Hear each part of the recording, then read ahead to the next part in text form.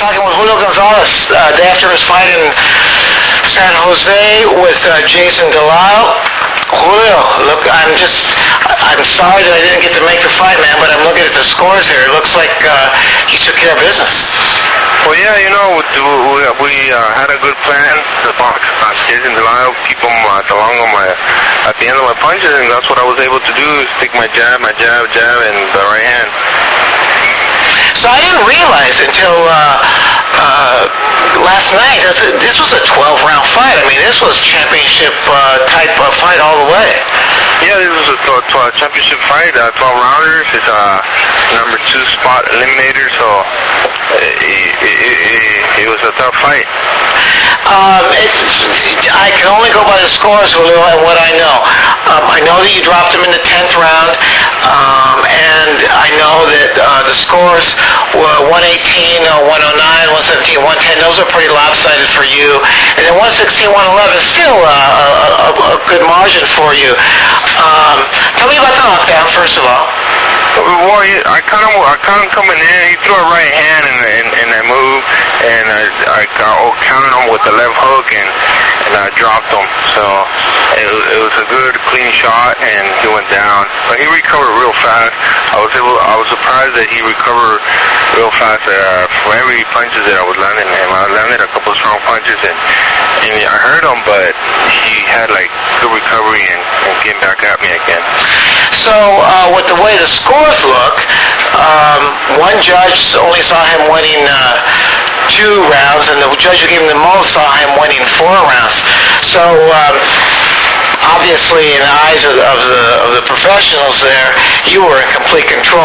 Did you feel that you were in as much control as the records or the scorecards indicated?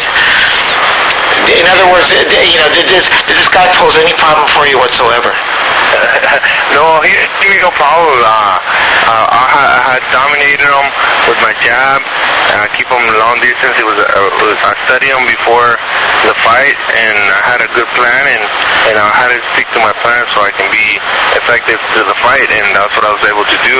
I didn't want to get caught with one of those wild punches, and that he kept throwing. He kept throwing a lot of hooks, a lot of right hands, and he's a strong guy. He could have hurt me if I wasn't careful.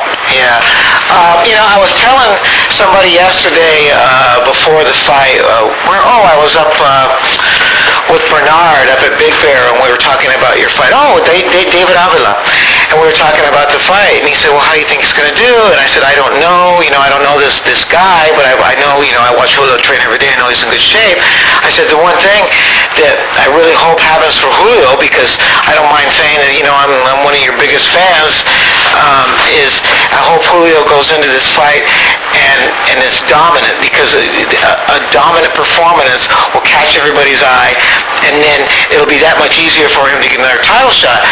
And dude, once again, I wasn't there, but I'm looking at the scores, and you put him down in the 10th round.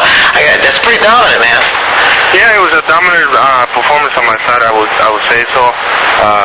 Like I said, I wanted to be a smart fight. I didn't want to slug it in with him too much, and I was able to keep him at the long distance on my jab and my right hand. And I dropped him another time, but they called it a slip. Oh, really? What round was that? I don't remember what round, but before 10. Before 10, I think it was probably on the 9. Okay. I dropped him, and the referee thought it was a slip, but I know it was a punch because he came up bleeding after the knockdown. Really? Yeah. Sounds like you were a master craftsman last night, Julio. I wanted to be a smart fighter this time. I wanted to be more smart than what I've been before, and win good, and that's what I did. I won, obviously, and a good performance. The crowd seemed to like it, and they were there supporting me, and I want to thank the crowd. They were nice, and they treated me very good. So now you make Goosen's job and Rogelio Robles' job that much easier, because now they got to do is say, look at his performance, man. Give my kid a shot. So it looks like it's all good for 2006, man. Yeah, everything's gonna look good in 2006. We just needed a good win, and we did that, and and now we just have to my manager, the promoter, to take care of their business, and I got to start training so I can fight with the big guys now. All right, man. Well, I'll tell you what. I'll give you the weekend off, all right? But you got to get back to work next week so you can be ready for next year. How's that sound? That sounds for sure. We can't let it stay out of the gym for too long. All right, man. Well, it's good talking to you. I appreciate you giving us this time the day after your fight. Okay, thank you, bro. All right, take it easy, bro. Okay, bye. Bye-bye.